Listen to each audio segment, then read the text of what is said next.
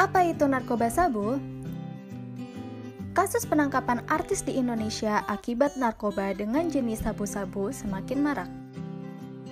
Menurut survei dari Badan Narkotika Nasional atau BNN beberapa tahun silam, sabu menduduki peringkat kedua sebagai narkoba yang paling banyak dikonsumsi di Indonesia. Beberapa tokoh yang sempat tersandung kasus penyalahgunaan sabu ada Nunung, Fachri Albar, Roro Fitria, dan Nia Ramadhani. Berita terbaru datang dari komedian Coky Pardede. Kabarnya saat ditangkap, ia masih dalam pengaruh sabu-sabu sehingga terlihat linglung. Data laporan dari BNN, ada lebih dari 850.000 orang yang menggunakan sabu-sabu di Indonesia. Peringkat penggunaan sabu-sabu ini terbilang tinggi, termasuk di penggunaan tertinggi nomor 2 setelah ganja. Lalu, apa itu narkoba jenis sabu dan mengapa banyak orang yang terjerat kasus ini?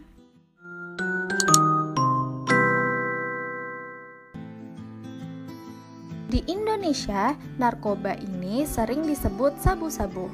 Tapi, sabu-sabu ini mempunyai nama lain seperti glass, ice, meth, dan lain-lain di negara lain. Nama ilmiah yang sering kali kita dengar adalah metamfetamin. Metamfetamin memiliki rumus molekul kimia C10H15N. Metamfetamin alias sabu-sabu ini termasuk ke dalam kelompok narkotika golongan 1 menurut Undang-Undang Nomor 35 Tahun 2009 tentang narkotika.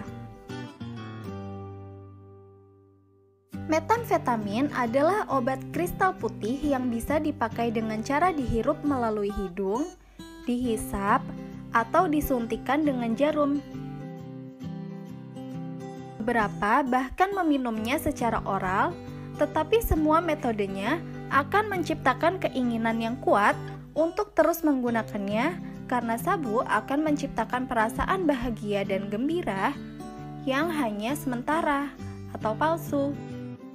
Setelah zat metamfetamin masuk ke dalam tubuh, penggunanya akan diserbu oleh rasa kepercayaan diri, menjadi hiperaktif, dan berenergi. Penggunanya juga dapat mengalami penurunan nafsu makan. Efek obat ini umumnya berlangsung dari 6 hingga 8 jam, tetapi dapat bertahan hingga 24 jam tergantung dosis dan cara penggunaannya.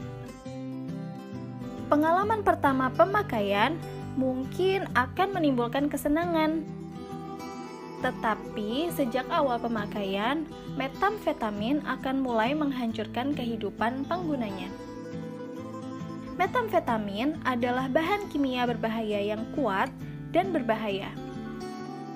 Seperti semua jenis narkoba, pertama, zat yang masuk akan bertindak sebagai stimulan untuk membuat senang penggunanya.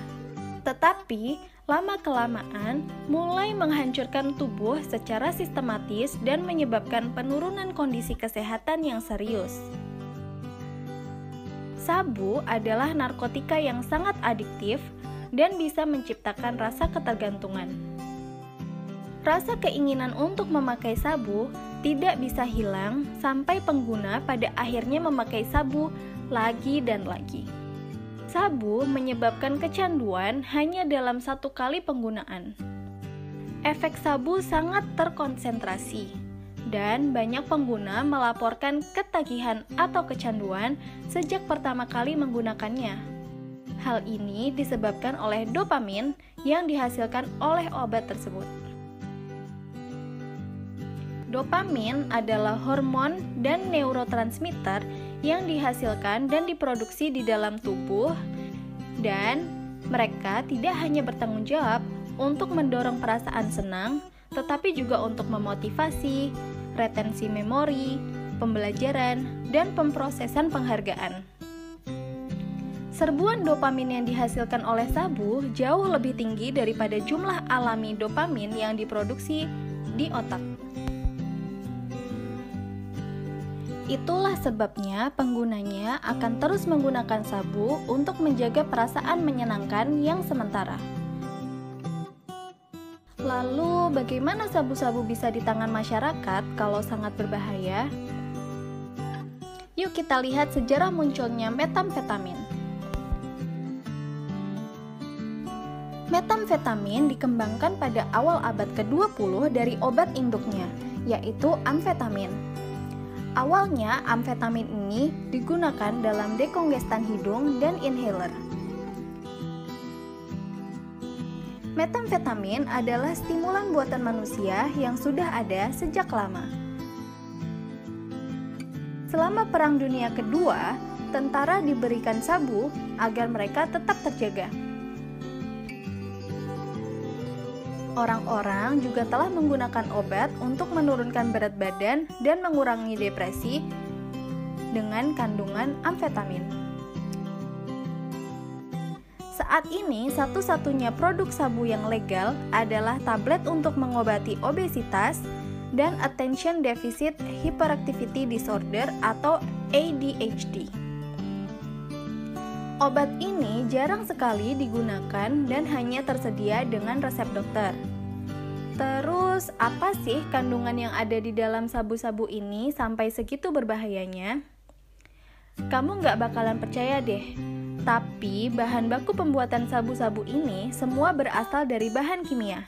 Tidak ada yang diambil dari bahan alami. Nih, dikutip dari American Addiction Centers, bahannya itu ada pseudoephedrine, bahan yang ditemukan dalam berbagai obat flu. Kegunaan obatnya jelas, tapi dalam jumlah yang sangat besar, mereka memiliki efek yang berbahaya. Mereka dapat menyebabkan masalah kardiovaskular dan masalah pernapasan, serta dapat mempengaruhi sistem saraf pusat, otak, dan sumsum tulang belakang. Ada aseton, betul, aseton pembersih kuku. Kemudian ada amonia anhidrat yang biasanya ditemukan pada cairan pembersih rumah. Ada asam klorida atau HCl, yaitu bahan disinfektan. Yodium, litium, bahan yang ada di baterai HP. Natrium hidroksida, yaitu bahan baku sabun deterjen. Fosfor,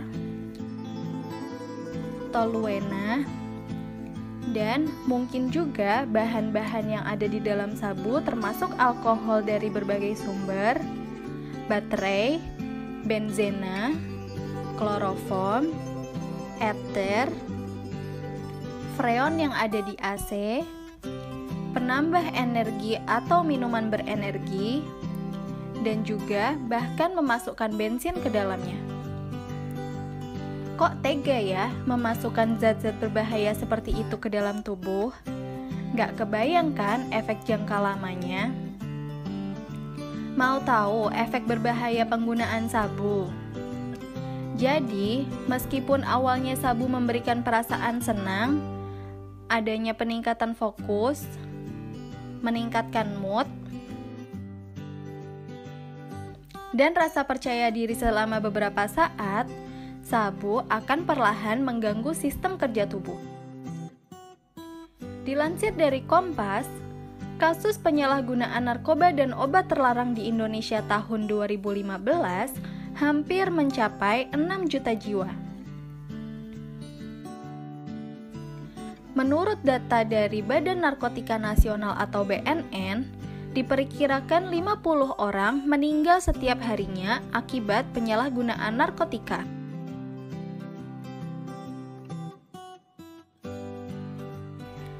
Di antara berbagai efek sabu pada tubuh, narkoba ini juga dapat menyebabkan masalah jantung, termasuk juga detak jantung yang cepat, denyut jantung tidak teratur, dan peningkatan tekanan darah.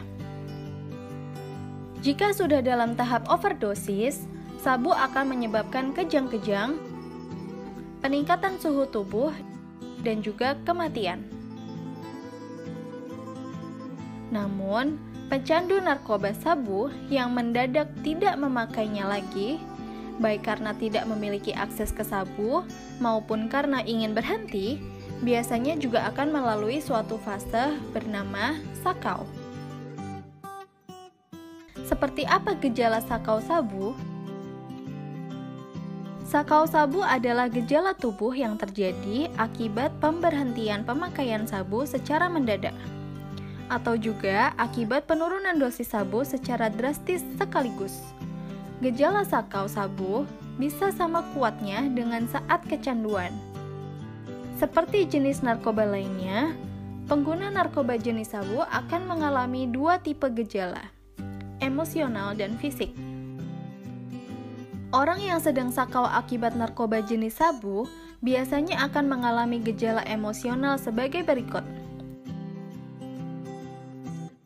Yang pertama, nafsu makan meninggi, depresi, mood swing, atau mudah marah dan juga berperilaku berbahaya, kesulitan berkonsentrasi, keinginan memakai sabu lagi dan lagi, paranoid, psikosis atau cenderung skizofrenia, halusinasi, kecemasan berlebihan, gelisah, tidur terlalu lama dan sering, tidur terlalu nyenyak sulit dibangunkan dan juga siklus tidur yang terganggu, kecenderungan untuk bunuh diri,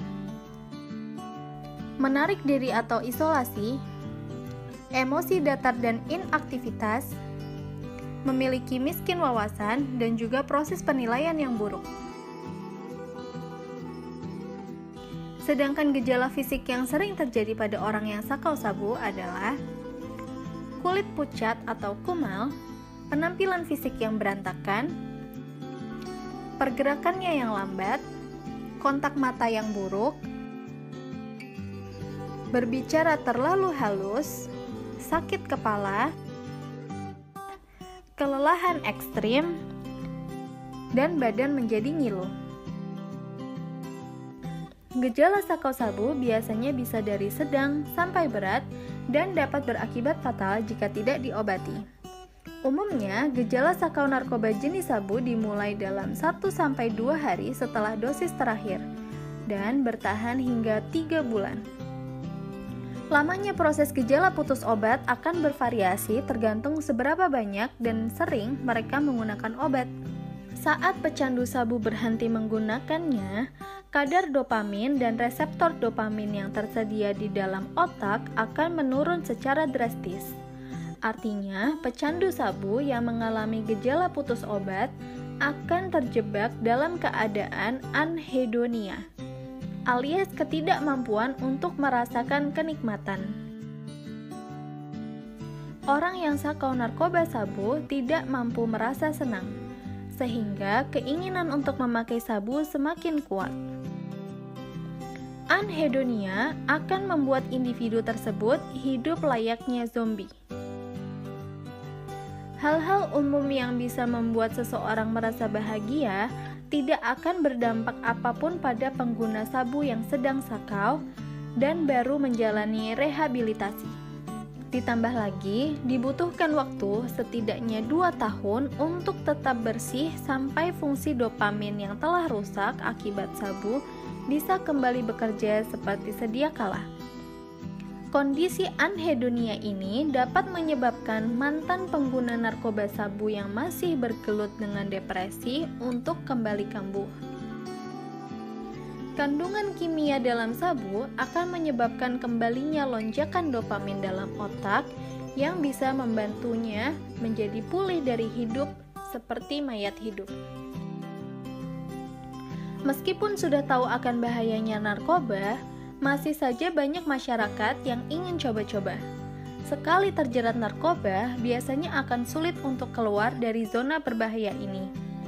Salah satu penyebab pemakaian narkoba adalah dari pergaulan yang mengarah ke hal-hal yang negatif.